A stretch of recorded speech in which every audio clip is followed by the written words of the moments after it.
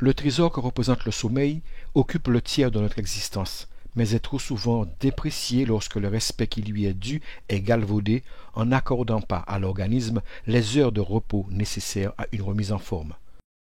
Pourtant, certains êtres vivants narcoleptiques tombent de sommeil contre leur gré. Ceux-ci sont victimes d'un état de fatigue quasiment permanent, les contraignant à subir le sommeil dès que l'envie s'impose. Non, mais tu fais exprès, je te parle, tu ne réponds pas. Pour ne pas répondre, tu t'endors. Donc on me dit, oh, mais je parle avec elle s'endort déjà. Je ne comprends pas. On va la télé, ah, tu es obligé de parler avec nous, tu t'endors.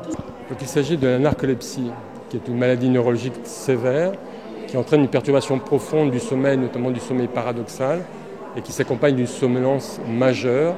Et les gens ont tendance à s'endormir en pleine journée, dès qu'ils sont inactifs, ou brutalement, ça peut être déclenché par des émotions, ils peuvent avoir une attaque de sommeil.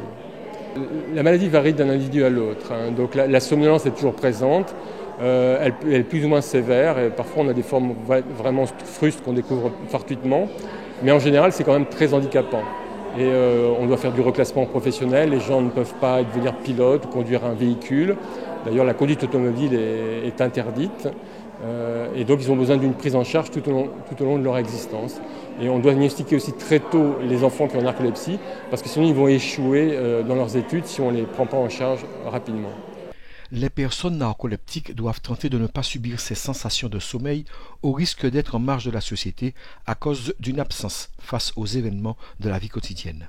C'est embêtant parce qu'on dort à n'importe quel moment, y compris quand le repas est au feu et y compris quand on est au volant. Donc ça engendre une souffrance au quotidien.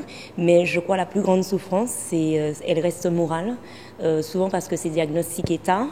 Donc on pense à la dépression, donc soi-même on ne se comprend pas et c'est très difficile à vivre. Et puis même quand c'est diagnostiqué, c'est l'incompréhension de l'entourage, qu'il soit professionnel ou familial. Ça peut être quelque chose de très lourd à porter quand il y a des malentendus. Au demeurant, on reste des personnes qui ont envie de vivre, hein, des personnes qui ont envie de faire des choses. En tout cas, on en a l'envie, on en a parfois la capacité, mais à certains moments, le corps ne répond plus.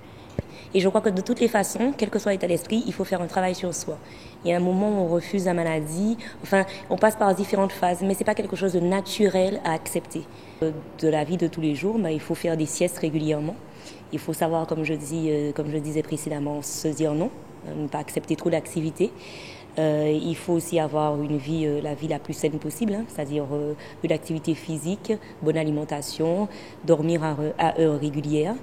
Et puis des petits trucs tout bêtes comme par exemple mâcher du chewing-gum, mais bon ça dépanne un peu, faut pas non plus compter dessus parce que quand on dort, on dort. Même si cette pathologie semble persister, il est évident que la médecine met tout en œuvre pour que les personnes atteintes gardent les yeux ouverts. D'abord il faut identifier la maladie, donc il faut voir un médecin diplômé de sommeil qui va réaliser une étude du sommeil lorsque les symptômes sont présents. Et donc, à partir de là, on a une prescription de médicaments qui permet de stimuler la vigilance et qui améliore considérablement la qualité de vie au quotidien. On cherche la meilleure dose pour obtenir un maximum d'efficacité et un minimum d'effets secondaires.